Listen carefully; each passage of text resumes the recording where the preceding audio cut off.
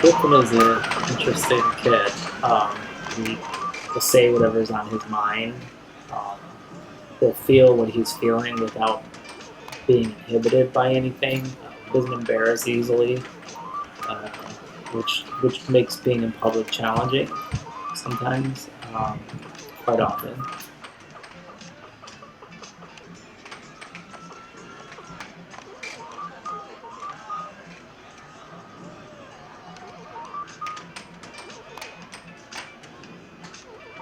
Um, the tantrums I think are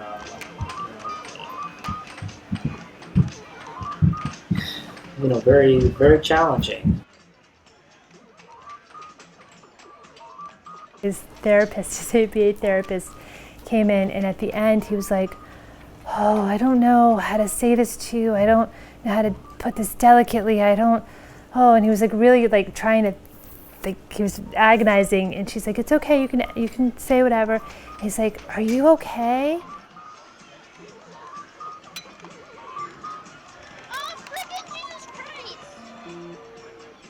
And she had holes in her jeans that like was a fashion statement, and he was like so worried about the holes in her jeans. He didn't understand that it was fashion. It was like, so I do see him having more of a filter.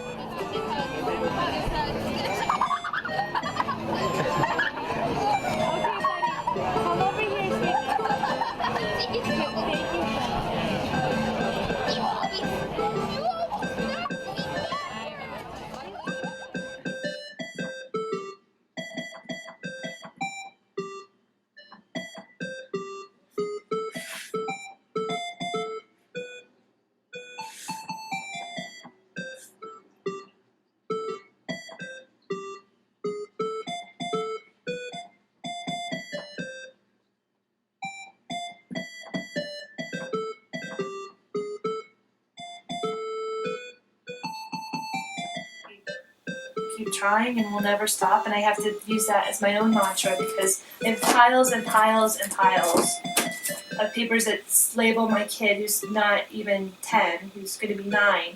He already has labels on him. I bet you're wondering what's down there. Some secret passage? Treasure? Nope. Just a whole lot more water. The morning is a checklist, and then it goes to like every 4 hours where we have to kind of check in and make sure he's on task and there's no swearing and respect, and just constantly being on top of those types of behaviors. His medicine has changed, so there's been some, I think, more increase in behaviors, which can be also like feel like you're taking steps back.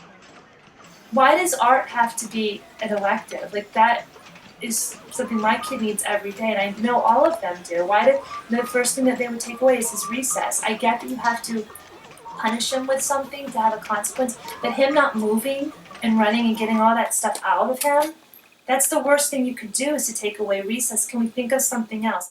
Maybe if I'm like occupied with something that I do like, it won't bother me as much because I'll be focusing on it less if I have something that I like to do. If I'm doing something that I like to do before, when, or after it happens. That makes sense. And you have a lot of tools in your toolbox too, right?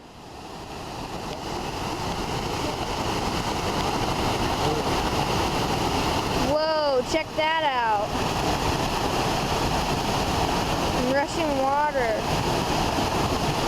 It's the perspective of the other side of it.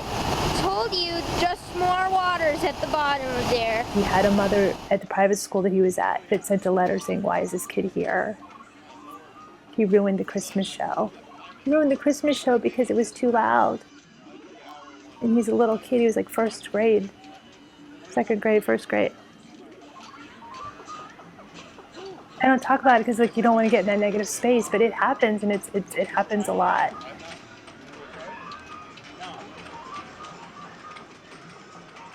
And he wasn't hurting anyone.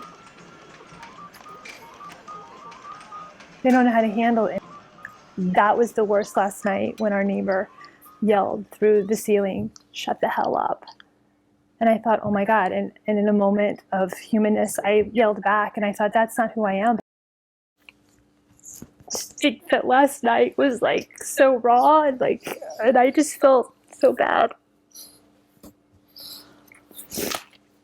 But that's what it is. It's just constantly hoping and praying and being positive. And then having to have a script in your head that if someone were to like approach you in a non-loving way, of what would you do and say to defend your family? Oh my gosh! Wow! Beautiful. I'm just a mom who wants to help my son and help the people that are with my son and that are helping other kids. Like I am open. I just feel like things have to change dramatically and that you can't, none of them are the same. Another thing that I'm proud of is telling someone something about myself that I feel a little nervous about telling them.